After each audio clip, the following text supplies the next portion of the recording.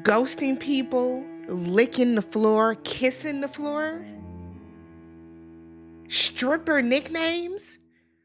What's happening in Denver? What is wrong glass? What's happening in Denver?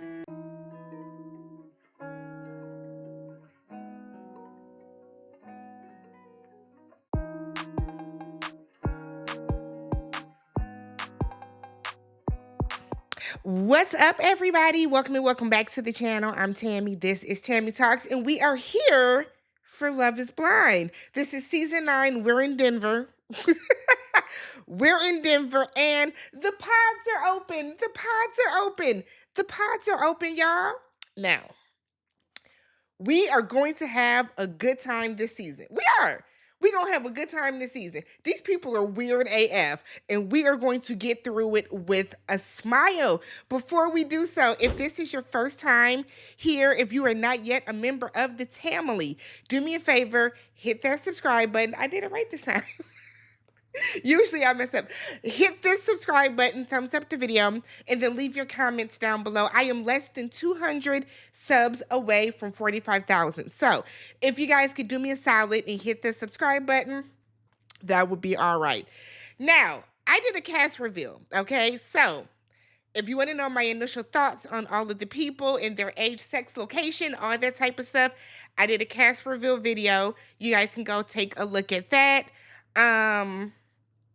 Let's get through it. We're going to talk episodes 1, 2, and 3 in this video. So if something has happened in 4, 5, and 6, please don't tell me. Y'all know how I feel about spoilers, okay? Snitches get stitches, and we know what that means over here. You will be blocked. You will be blocked, and if I block you for spoiling, I no longer go back and unblock you. Just because y'all got to watch the show and have an experience, I too would like to have that, okay? All right, so let's go ahead and get into it. Now, like I said in my cast reveal, I was in Denver earlier this year. Beautiful city. I enjoyed all, all parts of Denver when I was there. So we're going to start off with episode 1, which I think I got the episode title. Let me see. Yes, A Love That Sparkles. This heifer in the sparkle shit gonna get on my nerves, but let's go for it. We meet Casey. Casey is already overly emotional, okay? Casey said that, I have never not been cheated on. Let's be real. Let's be real, Casey. I feel like the average person has been cheated on, right? If you started dating in high school like most of us did, 15, 16 years old, you've been cheated on in some capacity. I said most. Right? Now, if she is talking going way back when, girl, yes, okay? We all stuck and move in high school. Howsoever, if you're talking your adult life, I feel bad for you, Casey. But at the same time, okay, maybe it's the type of men that you are picking and or attracting, all right? But this has gave her low self-esteem, and I hate that for her because she said that she would know that her boyfriends were cheating. She would get on the Instagrams and she would go and see who they were cheating with and who they was liking and blah, blah, blah. And it would make her think, why don't I look like that? Now, so far, I like Casey. I don't have no problems with Casey. I don't. But Casey, we cannot have the same sob story every single conversation, okay? Casey meets up with Patrick, okay? Patrick said, Patrick. Patrick is an Asian man living in Colorado. He said that it has given him anxiety because he was always the one Asian friend. He was always the one, Asian coworker, always the one Asian person in his class, and that has gave him some anxiety. I just kind of feel like there was no Asian community in Denver. Your parents didn't immerse you in that, because I think that's, I won't say it's weird, but like everybody is everywhere at this point, right? So the fact that okay? So Casey said that she is always the makeup artist and never the bride. Casey, maybe that's twice. So she then said that she has 5 siblings. She has 4 brothers and a sister. She then goes on to talk about how her sister sings in Korean. And she was like, yeah, it's so funny because here's my sister, little white blonde girl. Now, why you tell that man you was white? You're not supposed to be doing that, Casey. That is strike one. You're not supposed to be doing that, Casey. You know you're not. Girl, why did you do that? Oh my God. So Patrick is once again talking about how he has some insecurities being Asian in white Colorado. You are now an adult and you have the opportunity to move, Patrick, if you are not comfortable with that. Okay. Something to keep in your mental. So Patrick is meeting up with, was it Anna? Anna? Because she corrected him. He's meeting up with her because I can't remember now, but he's meeting up with Anna, and they both are very vocal about not wanting to date an Asian like themselves. Not that they don't want to, but that they typically have not. Anna talks about the same situation where she's from Brooklyn. And when parents moved her family to Colorado, she's only dated white men because shit, that's all that's out there, right? So they start talking. Do you have a middle name? Do you have a middle name? I don't have a middle name. Do you? And they start putting together some context clues. Both our asses might be Asian, right? So they picking up what the other is putting down.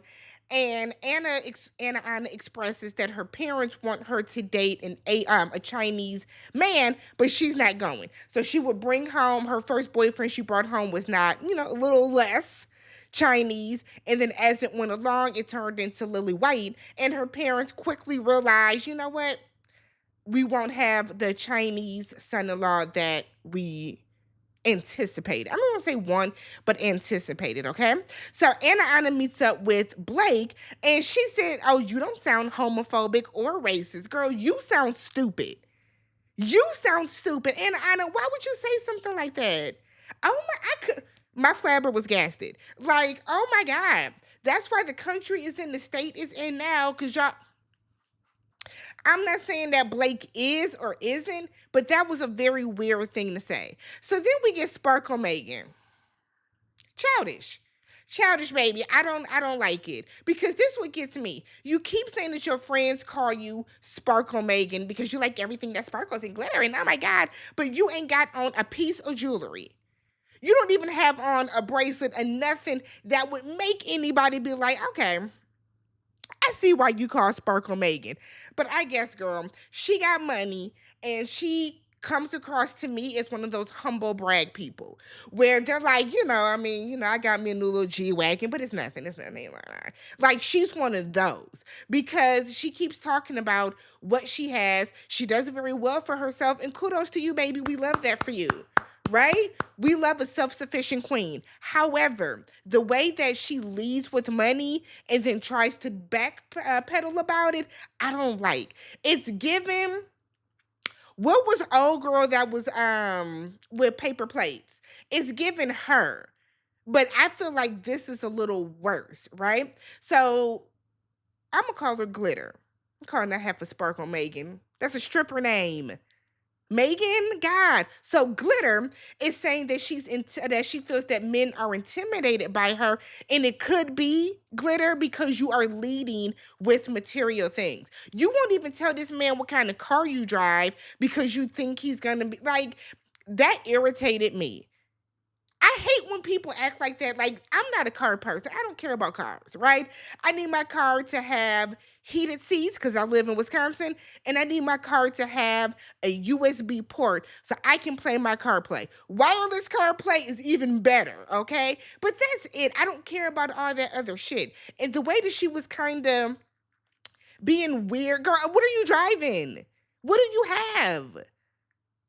If she don't say what kind of car she drive by the end of this, I'm gonna be pissed. And it better be something extravagant. You better be stepping out of something nasty. Cause let's just move on. Let's move on from Glitter. So, still with her. So Glitter is meeting up with Mike, okay? Now, Mike is a man who got some money too. Got a little bit of a bag about him, and he also leads with that. Now, he tries to make it seem as if, it's nothing, whatever, but they are both kind of throwing their wealth, their material things at each other, little by little, seeing what sticks, right? So he won't tell her his age. You are 37. It's not a big deal. Glitter thinks that she is an anomaly because she has a good job and believes in traditional gender roles. Baby, a lot of our mamas went to work and still came home and cooked. What are you talking about?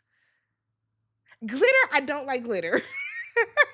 Glitter is stressing me out, right? So Glitter then meets up with Jordan. Jordan is a father. So Glitter was like, okay, so they start talking about cars. And he was like, what are you driving? And she was like, no, but my friends do call me Sparkle Megan.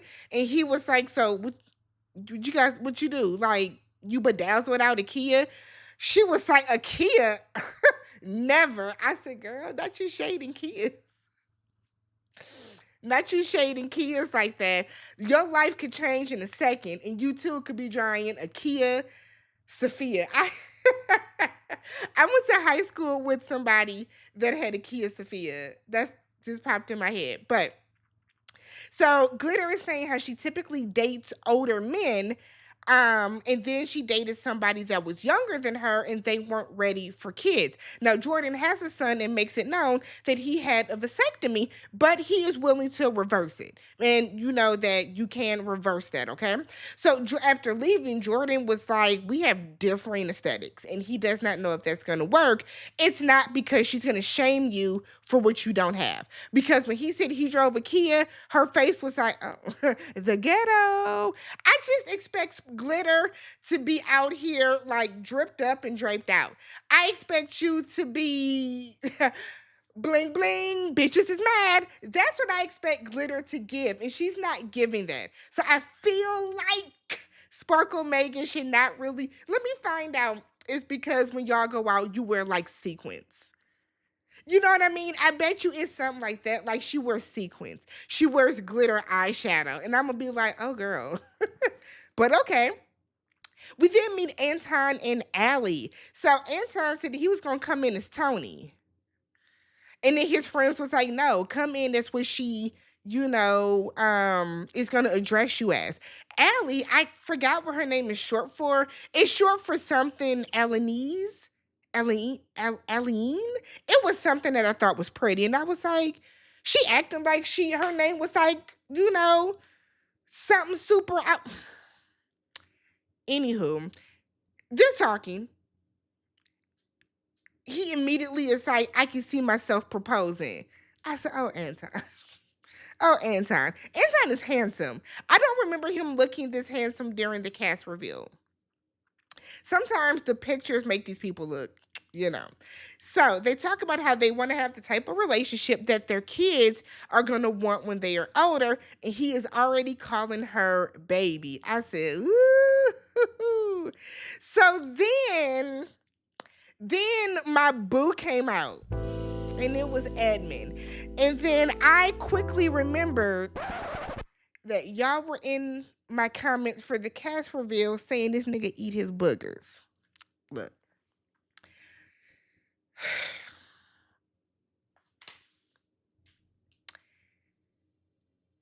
I don't want to judge people, right? I didn't do my homework. You know what I mean? I didn't know. I didn't know, y'all, okay? I didn't know he was out here eating boogers. But he meets up with Calabria, okay? I wrote her name out phonetically. I'm gonna call her Callie, so just so y'all know. But he meets up with Calabria, and they're talking, and he is saying that he wants a non-traditional marriage, and she agrees. She said, I went to school and got these degrees, and I'm gonna put their asses to work. I be feeling the same way. I have a couple friends that are degreed up, y'all. Like a couple masters, all this stuff, and then they don't work, which I love that for them. I love you having a soft life and being a stay-at-home mom and that type of stuff. But like to me, it's just like money down the drain. Oh my God. So I was with her, and that's just my opinion. I'm not saying there's anything wrong with being a stay-at-home mom or a housewife or anything like that. But I just, in my mind, I'm always like, you got all these degrees. I think about student loans and money, and I'm like, but She said, "I'm gonna work." Okay. She said, "I will not be a housewife." Okay. Her words. So Edmund is a realtor, and she was like, "Oh, bet that works out for what I'm trying to do." So she wants to get into buying Section 8 homes and then helping people out. So Edmund was like, "Bet, we can kind of tag team on this." So he starts talking about how he grew up in foster care in West Virginia, and he was kind of in and out of foster care his entire. Okay, fantasy. Jesus, my bad, y'all. So, how he grew up in and out of foster care his whole life, where his parents would get him back, something would happen, they would get taken away again, him and his siblings. But his parents are doing good now. He does talk to them on a regular basis. And then all of a sudden, he starts to weep. I don't want to say he's unstable, but something about Edmund is right here with me. Right here. We're not going to put him on the sticky yet because I am questioning his mental stability, like dead ass on a very serious note. Not even how, like, we talked about like Clay and some of these other people. Like, I legit am questioning and a little concerned for his mental stability. Okay. But she tells him that the crying is okay with her and that she believes you're more of a man if you are able to cry. I feel along the same lines. I don't believe in that whole men should not cry type of situation. Yeah, people cry. Nigga have feelings. But something about what's going on with Edmund, from what I have seen these first 3 episodes, Netflix, kinetic. What's happening? We get to Allie and Anton. She said, "I had a dream about you. Me and your mom were picking you up from prison." I said, "What? Don't have no dream about me being in jail." Oh my God. That don't have a dream about me being in jail. I don't like that. So they both say I love you to each other. He proposes, she accepts, and we got a love connection, y'all. I'm excited. I'm excited, okay? So now we have Glitter and Jordan, okay? Now, Glitter was saying that she initially wrote Jordan off because, excuse me, Jordan was saying he initially wrote Glitter off because he hates her nickname. Yeah, because Sparkle Megan gives stripper and it's childish as fuck. It's childish, Megan. So we find out that Jordan's son has type 1 diabetes and he was diagnosed at 2 years old. And he's still trying to guess what kind of car she drives. And I'm like, I don't know why she don't want to say it. But in her confessional, she basically is saying that she thinks he's a brokey and he can't afford her. So then Glitter talks to Mike. And Mike throws out that, I'm in this group with these real wealthy people, something light. And then he tells her he has a hot tub and a sauna at his place. Do you have a house? Because if you're talking an apartment building or a condo, the apartment that I lived in last had a sauna and a hot tub as well. A lot of apartment buildings have hot tubs and saunas. So this shit better be at your house, Mike. It better be at your house for you to even bring that up. And if so, a lot of people have hot tubs. You can buy them little portable saunas off of the TikTok shop. I don't like Mike. So Glitter and Blake talk and they bond and they kind of connect a little bit over their fathers both passing away. And I said, okay. So then we get to episode 2 with Anton and Allie meeting. Make sure you guys are hitting that subscribe button. Remember, we are on the road to 45,000 subs, okay? So Anton and Allie meet. They seem to like each other. They look good. I think they look really good together. It wasn't awkward. It gave everything that a typical Love is Blind reveal should give. But I enjoyed it. I look forward to seeing them because I think they look really good together. Okay. Now they did get engaged episode 1, but we know that is just editing. So cool. So then we get Joe and Madison. New people have entered the chat. Okay. My first time taking notes on them, at least. So there was a conversation about cats. She got all these cats. He got about 5 cat tattoos. He is asking her, "Do your cat sleep in the bed with you?" And she was like, "Yes." Oh my God, this question again. No, it's a valid question, sis. Personally, I don't like cats. I don't fuck with them. Okay, that's just me. So anybody that has cats, I will not date you. I can't. Will not. Ain't gonna happen. So she is asking him, "What is it about cats?" And he's like, "Okay, so like, is there cat hair? Like, what's happening?" She was like, "I mean, would you be asking this about dogs? No, because your dog is not gonna sit his ass on the counter and help you stir the spaghetti. Okay." But he said he would because of the hair, blah, blah, blah, whatever the case. So he's asking her if she owns her house or condo. She has a condo. He's like, "This sounds weird, but like, would you want me to move in with you? Because like my lease is up in July and it's given, I'm gonna come live with you." Yeah, she's okay with that. She said, "Because I would like for us to live together." She doesn't want it to seem like he's just coming into her space. So I can imagine them living together until they find something that is both of theirs. So she then lets him know that she has this like, I don't want to say unique because I don't know how common it is, but she has an eyesight issue, and there is a possibility that it could lead to blindness. So she gives a reference, which I appreciated, that sometimes people can hold up a hand to give her a high five and she'll miss. So she doesn't know if it will for sure lead to total, eye loss, but there is the possibility. And she just wants him to be prepared for that. And she said that's why she signed up for the show, because she wants to feel the emotions for someone that is going to be like mirroring or close to how she would have to deal with this if she were to lose her eyesight. So he's at like his initial reaction, I was like, but he cleaned it up. So he's asking like, is there a cure for it? Like, is it a for sure thing? And she's like, no, there are people that live until 90 and that's when their eyesight starts to go. But she was like, but by then, we all blind and shit.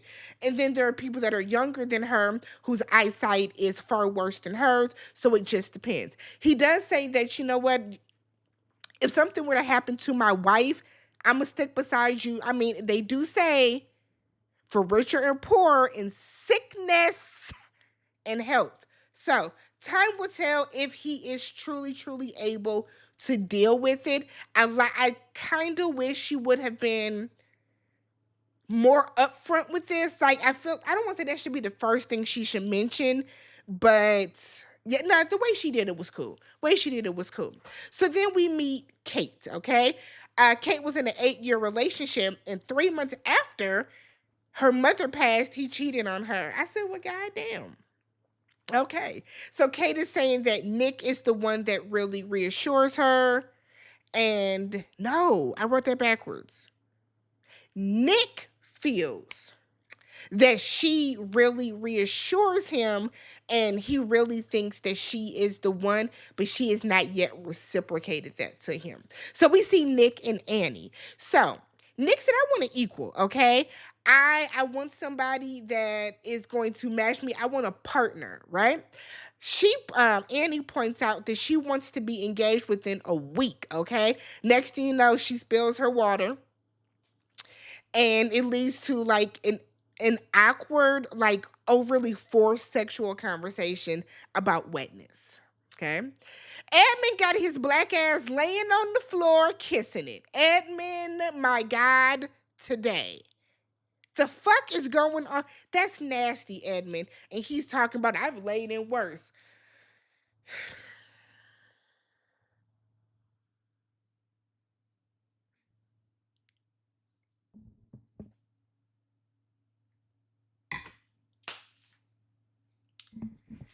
Edmund, we don't do stuff like that. We don't do stuff like that, okay? This is why I'm questioning. Y'all see where I'm going? So Edmund meets up with Calabria, okay? She feels that he is her man and she does not need to keep making connections. Girl, he just had his 2 lips on that filthy ass floor. But he lets her know he's looking for family. He said that he's ready to be like immersed in her family and connect with her family and take her family on as his own as well.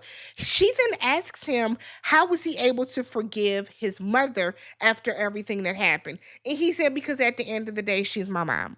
And I know that my mom does love me no matter what. She made some mistakes. She did some things in the past that, she can acknowledge that were wrong. I know that was wrong, but I know that she loves me and she was doing the best that she can.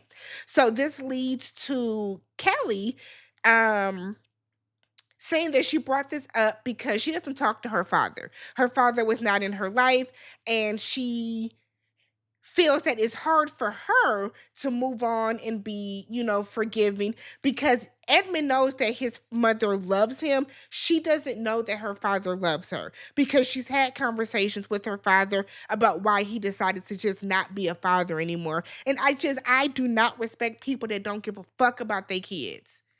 You chose to have kids. I just feel like that's fucked up. So Edmund is telling her that, you're so strong and you're tough, you can take it. And as a black woman, as a woman, but as a black woman, we don't want to always have to be hard. We don't want to always have to be strong. We don't want to have to always be tough. Those are not compliments, right? Those are not compliments. And I know that Edmund means it in the best possible way. And that whenever men say that, y'all mean it in the greatest way, but that is not a compliment. Telling me, yeah, I know you're strong and you can handle it. It's not a compliment. I don't want to always have to be strong. And I love that she told him, yeah, I can be strong. I am tough, but I don't always want to be. And Edmund lets her know, you can be soft with me. I said, can she? You kissed the fucking floor. Floor supposed to floor. So then we get Glitter and Jordan. So Glitter is saying that she gets a best friend vibe from Jordan. So she goes and meets up with Mike, and she kind of low key, weirdly lets it slip out that she loves him. Glitter then goes to Blake and feels that she is the most reassured with Blake. I'm sick of seeing Glitter's ass. Pick somebody and get the fuck engaged at this point, Glitter. You got too much time, too much camera time for me, baby. It's too much. So Blake and Anna meet up, and he set up a little camping situation for her, and it was cute. It was a vibe. They had little trees and everything, and they're making s'mores, and you can tell he likes her more than Glitter because he ain't do none of that for Glitter's ass, okay? So Anna said that her and Patrick kind of put together context clues, and they know that they are both Asian. They know. So Patrick meets up with Casey. He tells her that he wasn't accepted for his ethnicity. And she's like, okay, so what is your ethnic background? He don't want to say it. He flipping pages and shit. What I wouldn't, and here's the thing. I understand people are racist as fuck nowadays, right?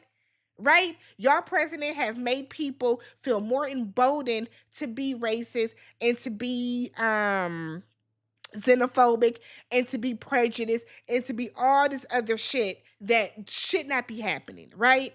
It seems that it's more acceptable now because of the dumbass orange man in the office. However, I hate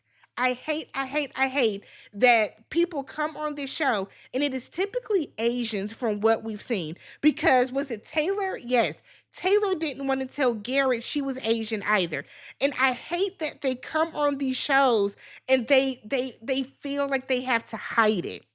Like, what are we doing as a society when somebody cannot stand and be proud of what the fuck they are? Oh, I hate it. So he doesn't want to say what he is, but I'm like, Patrick, you brought it up. He said he doesn't want to be judged, but he is half Chinese and half Cambodian. Her reaction initially was, oh, but she fixed it very quickly, okay? A lot of it was, I think it just kind of caught her off guard. So she admits that she has never dated an Asian man, but she was like, that doesn't change anything for me. My brother was married to an Asian. My other brother is married to a biracial woman that's half black. My other brother, like, she's like, our family is basically, we are what America is. Okay, a melting pot. So she's like, all of my siblings date non-white people. It's cool, okay? So Patrick and Anna meet up, and she tells him that, it's hard for her not being able to talk to her parents. This is the longest she's gone without talking to them. So she was like, they don't even know I'm here. And I've always questioned that, right? I talk to my mom every single day. So it is interesting to me how y'all be in this process. You're what, 2 weeks? What, 2 or 3 weeks in the pause? Then y'all go on that honeymoon. You're looking at roughly a month with no contact with any friends or family members. The way my mama would have my face up on milk cartons if I hadn't talked to her for a month. That is, y'all don't be talking to your parents? That's interesting. But Anna was like, I have you figured out, Patrick. I think I know what you are. And she was like, you're Korean. And he was like, no. So she was like, Japanese? And he was like, no, my last name is Suzuki, which fire. I think that is so cool. But his last name is Suzuki. And he was like, that is my stepfather's last name because he's half Japanese. And he lets her know that he is Chinese and Cambodian. And it takes her off guard, but she was like, I think we would be very cute together. She tells him not to hurt her. She tells him, right? I said, okay.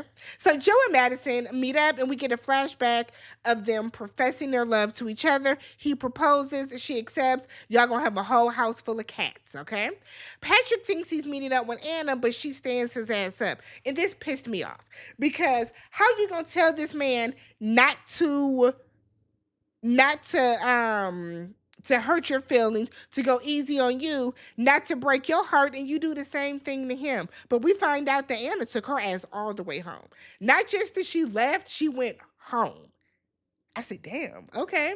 So we get to episode 3. Make sure you are subscribed to the channel. So episode 3 is called Ghost Town, okay? Ghost Town Boogie, because everybody's getting their asses up out of here. So we see Patrick, he go back to the men's quarters and he looked like he laying on the couch crying. I feel bad for him because that's rude. I think that's fucked up. So Blake thinks that he's meeting up with Anna. Production stops him and was like, she went home. Don't even go in there. I'm like, damn. So now we got another scene with Glitter. So Glitter and Mike, and he tells her that he told everyone in there that he's in love with her and they're going to have the most nutritious, healthy kids. And he low-key shades Jordan for his son having diabetes. And I did not like that at all. Oh, I didn't like that at all. That baby has type 1 diabetes, right? In the way... Mike, I hope Mike doesn't get picked. So Glitter and Jordan are once again having a conversation, and he asks her, what is her purpose in life? And he was like, they don't talk about it, but it gets to talking about being materialistic. And Jordan said that even though he drives a 2013 Kia, remember she was shading him, but even though he drives a 2013 car, he is materialistic, but it's situational. So like if his son wants $100 Lego set, he's gonna get that. I mean, Lego sets are going for bags at this point, so $100 is like light work in terms of Legos at this point, which is crazy. But he said if my son wants $100 Lego set, I'm gonna go drop that for him. It's no problem. I don't mind paying for food. He said, I got some Gucci slippers. You see, she parked up at Gucci because she's materialistic, right? He said, I like buying things that are, I'm going to get my son whatever I want, right? So then she said, let's talk about kids. Open to more? And he said, yeah, I'm open to my vasectomy, but there is a chance that, it can't be reversed, which we know that. So in her confessional, she said that Glitter said that she was ready to write him off, but now she's had a change of heart. And my thing is, stop being materialistic about it. Glitter only likes Mike because Mike is portraying himself as wealthy, right? And Mike probably is. But that's the only reason that she does like Mike, okay? So Glitter then gets stood up by Blake because Blake has left the experiment. Since when do we let people go home just for the hell of it? Because I feel like if they asses went home, we could have been seeing some of these other black people that are sitting there being furniture at this point. We then see Kaylin, one of the sisters, hyping up Glitter, and I'm like, oh, so Glitter, so she can't have a storyline. I just kind of feel like if y'all are not gonna let all these black women have storylines, because those be the first people that y'all put that y'all try to push on us. If y'all are not gonna let them have storylines, do not show us hyping up other women. Okay, so Joe and Madison meet. Joe was weird. Joe was a little awkward. He said it felt like kissing a stranger because she is a stranger. He kept saying that this is not what I thought. He kept saying this is not what I was expecting. Um, they went in. They done got the gold goblets. They drinking champagne. He forgot to get on one knee and propose with the ring. A mess. He gets back to his side and he claims the attraction is there. It just took him a minute for the emotions. I'm concerned for them. Concerned for them. So then we see Edmund. Edmund is in the men's quarters and he's running and he's jumping and he's putting on a show for these people and he's being a modern day minstrel act because he is entertained. So Annie is dating Brendan and Nick. When it comes to Brendan, she is rocking with him more, but she wants him to tell her that he loves her. And then we have Nick. Nick is a good fit for her, but remember, Nick lives in Dillon and she lives in Denver. And so there's a bit of a distance issue. And I feel like, Nick, if your ass live 2 to 3 hours away, you cannot come on a show that is based in Denver and then kind of have an issue with people wanting you to move. So Nick is talking to Kate, and these names could be wrong because they didn't put their names on the screen. But Nick is talking to Kate, and he tells her that he loves her, and she does not say it back. And he gives that cliche, kind of salty, I mean, you don't have to say it back. I just want you to know that I love you. No, because nobody wants to say I love you to somebody and they don't say it back. I wish y'all would stop saying that. Stop doing that whole I love you and then being like, I mean, you don't have to say it back. I just want you to no, because you do want to hear it back. You do, okay? So then we get Edmund and Callie. She wants to know that he is able to kind of hold her down. You know what I mean? She wants him to be there for her emotionally and spiritually and mentally and all that type of stuff. And she reads him a little something, something, and he proposes to her and she accepts. And I said, girl, I'm worried. I'm worried. I'm worried. So we then get Patrick and Casey. So Casey said that she wouldn't lie to him. Okay, because that would be like telling the guy you look like Megan Fox. And I said, nah, not too much on Big Goofy. Don't do my Big Goofy like that. Don't do that. That's back when Love is Blind was like every episode was giving it to us. I miss Big Goofy. I do. I miss Big Goofy. Big Goofy was what we needed on the show. She was always uncomfy, like, you know. But Patrick said that he likes her, but he wants to go through a couple of more days. And what I got from this conversation was that I think Patrick, now that he doesn't have to pick between two girls because Anna left, one, he's worried about how serious Casey is about it, but two, it kind of gave it kind of gave that he wants her to be like all up on him.